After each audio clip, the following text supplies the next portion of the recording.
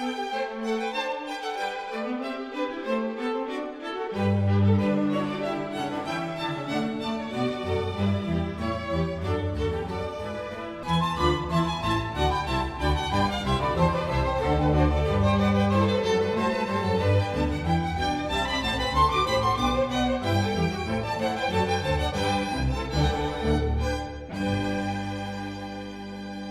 had so many people in the industry that I thought, why not have a similar kind of council so that we can work directly with the industry and do so in a good collaborative way. And it was one of the best things I did in my last year as governor, and here we are 25 years later, and it's going great guns.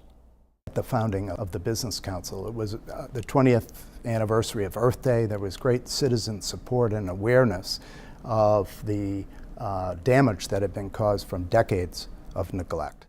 Environmental law really exploded with the Clean Air Act, Clean Water Act, and other environmental legislation. And then in 1980 was Superfund, and all of that created a tremendous new industry of environmental consulting and other environmental practitioners. But there was no organization really that brought them together. So the Environmental Business Council of New England was the first one in New England that served that function. When we talk about the environmental industry, we're not just talking about consultants like us, because there are, as we can see, a lot of lawyers involved as well. And government agencies, Massport, banks, accounting firms, we're all in this together. There is strength in Mass, and the strength of the council and the opportunities that the council brings because of its visibility in the community affords significant opportunity for the members so that they in fact can address the issues that are of concern to them. Our members all share an interest in connecting to other people that are working on projects similar to what they're working on. They also share an interest in knowing the regulatory developments, which historically has been a driver for the industry. And of course, they all like to network. They love to network. Since our founding of the EBC, it's always been important to have groups, committees that worked on issues. Belonging to a professional organization like the EBC is part of your education in many ways, because you cannot do your work if you're not sharing with other people. And since I have started to participate in panel programs, organized programs, and now I'm a member of the board, and I'm the chair of the Energy Resources Committee. When I was U.S. Attorney, before I was governor, I brought the suit to compel the cleanup of Boston Harbor. I grew up on freshwater fishing. So the Rivers Protection Act, which I did with Bob Durand, the Democratic state senator in charge of it, was of personal significance to me. And that's why I personally jumped into the Charles River, and with Bob Durand not six inches behind me. The Big Dig and the harbor cleanup were two of the biggest public works projects in the history of the Commonwealth, and frankly in the history of any state. And both of them have been transformational in terms of what they've done for the city, what they've done for our economy, the wonderful recreational opportunities with the Harbor Islands, which themselves were in terrible shape when we started.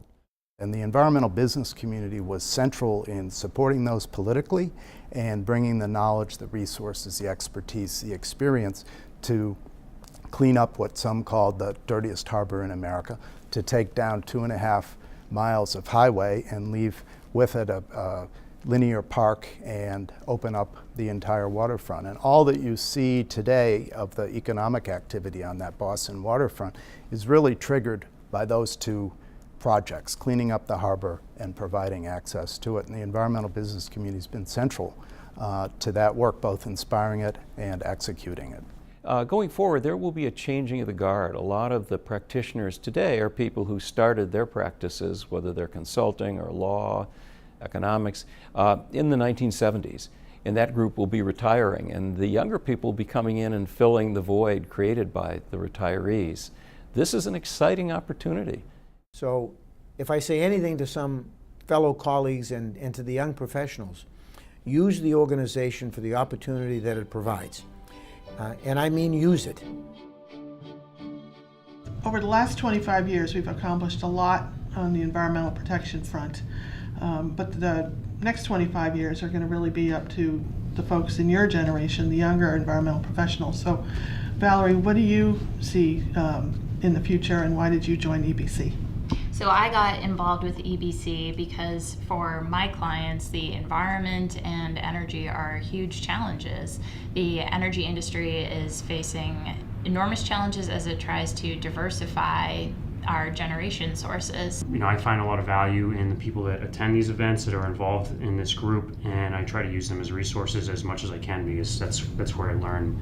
We still have many contaminated rivers, sediments that are just nasty, and many sites like that, you know, as regulation gets more and more complex, it becomes more and more difficult and complex to do these projects, and we need to kind of maintain steam going ahead. I think we're going to start to see more computer science engineers, for one thing, involved in EBC as the tech industry continues to grow and to specialize. And as the technology that we use as environmental professionals starts to become more sophisticated and important to our practices. So there's certainly going to be plenty to do for the next 25 years, just like the 25 years before it. And I'm sure the environmental industry in 25 years will look nothing like the environmental industry today.